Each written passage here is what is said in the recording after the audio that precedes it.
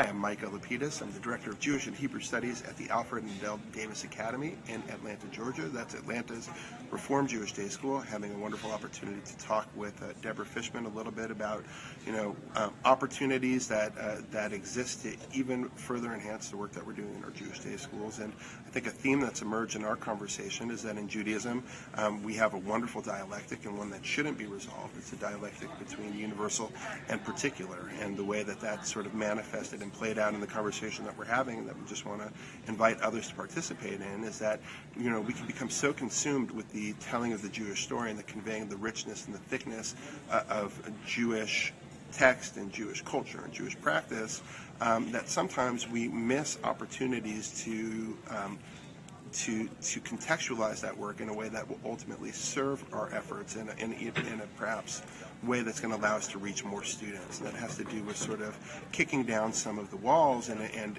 recognizing that Judaism exists in a variety of different contexts. So, a couple examples.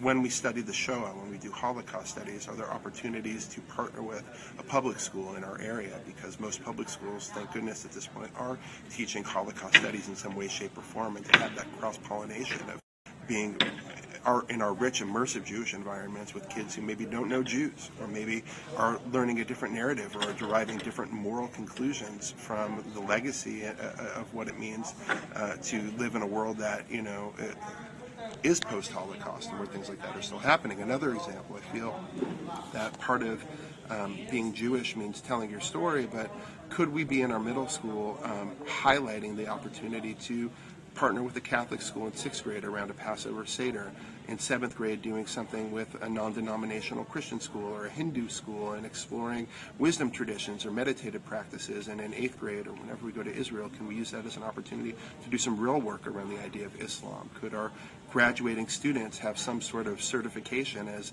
interfaith youth facilitation dialogue facilitators, something that they could take with them and establish clubs on college campuses, and also, can we break down some of the walls that exist, at least in venues that I've encountered in the day school, that exist even between the grades within our own school? So we have a phenomenal middle school, 6th, 7th, and 8th graders, and yet I find gradism at our school. And I wonder, are there ways through shared text study, through switching teachers, for creating different sorts of groupings for a variety of activities, and to feel and study, for creating integrating rituals that'll bring 8th graders and 6th graders, even within our own walls, into dialogue? And can we engage the teachers in that process as well? And then just to sort of push that even one little step further, and we also embrace our teachers more fully human. I mean, we feel that, a science teacher is teaching and being defined in a particular way, but that they have a universal component to their identity as well. They're an animal lover, they're a musician, they're a traveler, they're a parent, they're a cook.